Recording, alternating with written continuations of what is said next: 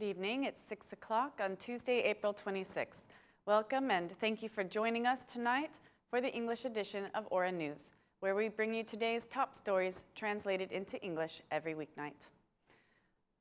Democratic Party Chairman Lulzam Basha held a press conference today to accuse the government with a corrupt scheme, which, according to him, has cost Albanian citizens 2.2 billion lek between 2014 and 2015.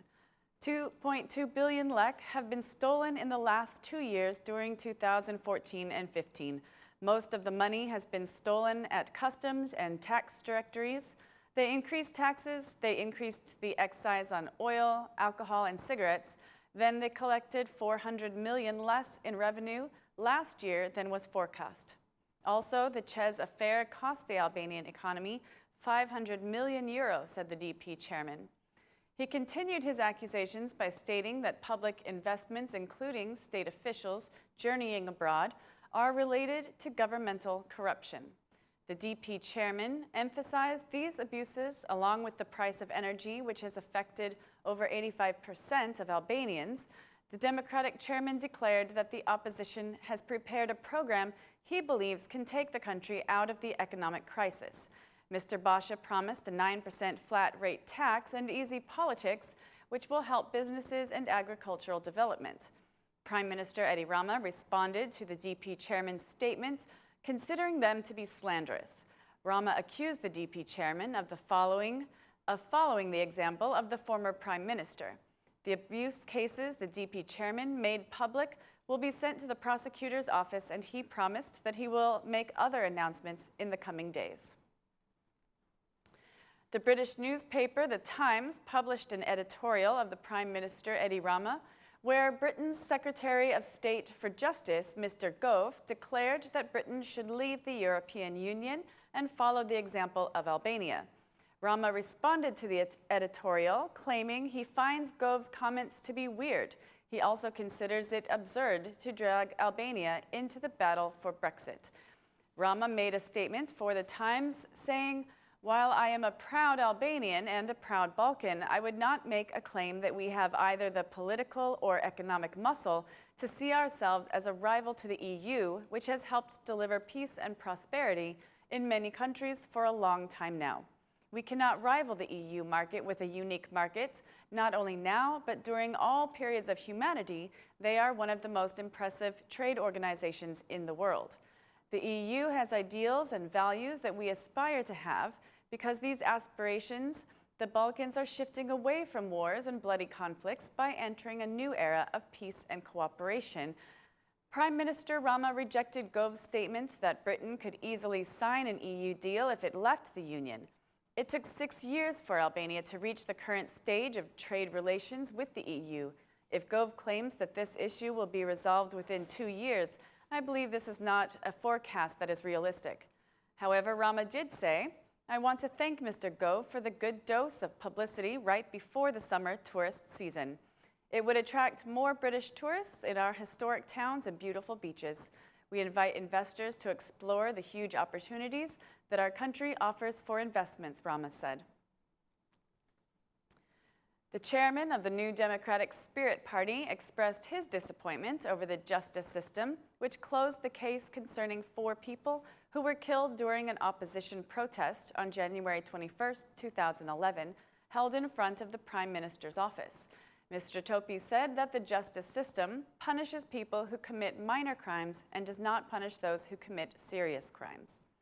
At the time the 4 protesters were killed, the chairman of the New Democratic Spirit Party was the president of the Republic of Albania. He also criticized the political parties, which, according to him, have removed people's hope for a better future. He asked for the citizens' support in changing the current electoral system. The New Democratic Spirit celebrates the 4th anniversary of its creation this weekend. Its chairman asked party members to speak with the citizens and convince them to vote for the New Democratic Spirit in the next political elections to be held in 2017.